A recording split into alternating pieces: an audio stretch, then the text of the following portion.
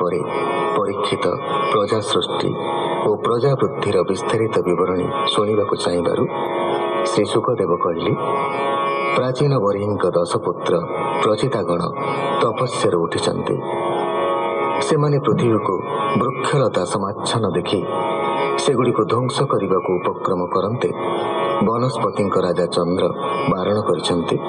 ଏବଂ ସେମାନଙ୍କୁ ପତ୍ନୀ ଭାବରେ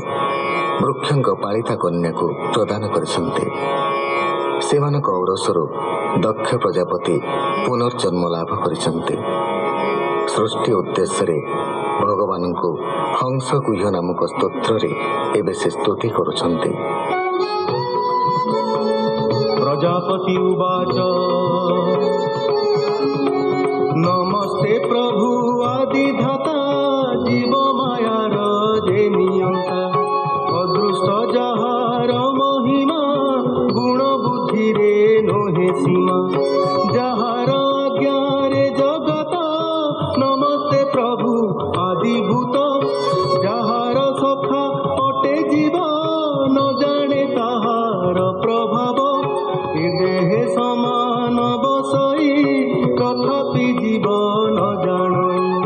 संसारे अच्छी पूर्ण होई जाहार शत्रु मित्र नाही जार चरित असंभव नमस्ते प्रभु स्वयंभुव प्रकाश इंद्रिय गणर जेन्हे विषय अगोचर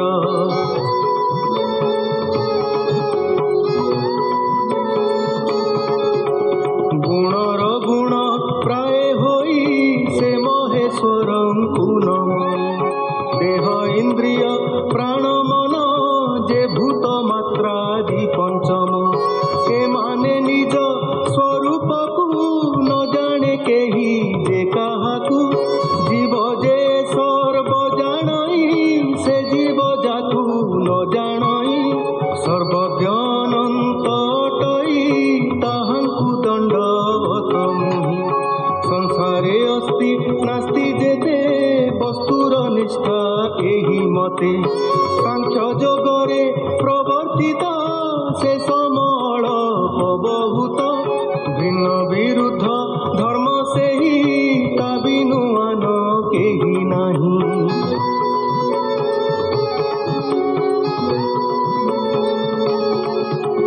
पद्मपदरे जे भजई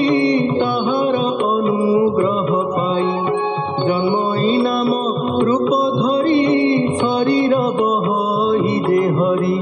से प्रभु हुअन्तु प्रसन्न सर्व कारण भगवान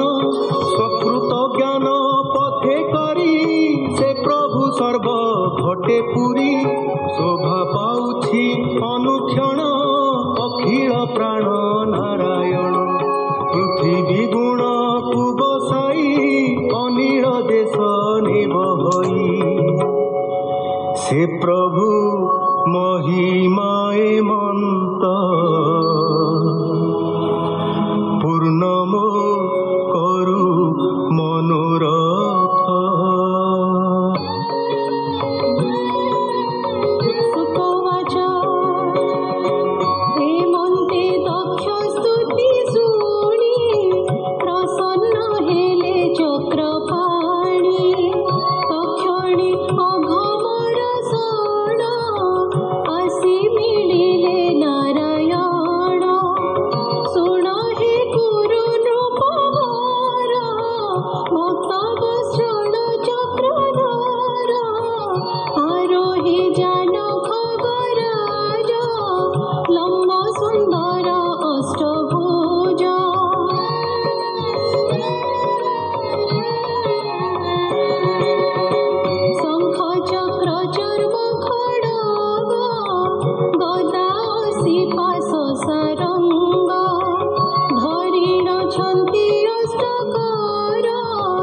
अद्भुत रूप मनोहर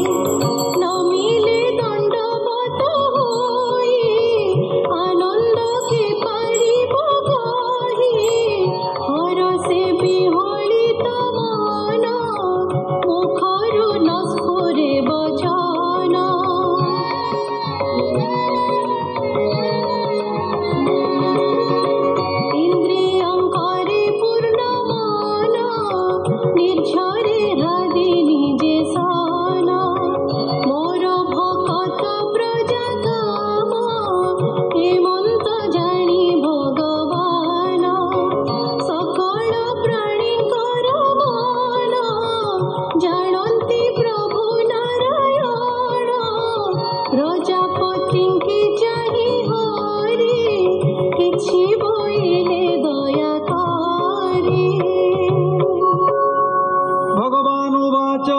हे प्रजापति महाभाग तुम्भरे मोर अनुराग जेणु भक्ति दृढ़ मने भजिल मोहर चरणे जेणु तो तप जनहित प्रसन्न हेलु प्रजानाथ भक्त मानंकर संतति निरते मने मोहि चिंती ब्रह्मा शंकर मनुबर तुम्भे इंद्रादि देवबर उद्भव प्राणी मानंकर तुम्भे जे विभूति मोहर तपस्या मोहर हृदय वेद वेदांग मोर देह मोहर आत्मा धर्म जान देवता माने मोर प्राण अनंत गुणे मु अनंत मोर गुणरु सर्वजात गुण शरीर को धइले स्वयंभू देह को पाइले स्वयंभू सुजने संसार न देखी समर्थ आत्मार सृष्टि करिबा चित्ते धरी उद्यम कले से विचारी बोइलु आंभ वाक्य कर घोर तपस्या कुआचर सृष्टि करता तुम्भे कहीं तपर बले सृष्टि होई पंच जनर ए कुमारी असिक्नी नामे जे सुंदरी एहाकु पत्नी भावे तोर ग्रहण करी सृष्टि कर तुम्भर ठारु प्रजा जेते मैथुने होइबे जगते मोर माया रे मोहि हेबे हरसे संसार करिवे सुख उवाच एतेक कही भगवान अखिल संसार कारण ए दक्ष प्रजापति कथा कल्प भेदर जे व्यवस्था बोलई दास जगन्नाथ श्रीकृष्ण चरित अमृत इति श्रीमद्भागवते महापुराणे पारमहंस्यं संहितायां षष्ठ स्कन्धे नाम चतुर्थ अध्याय।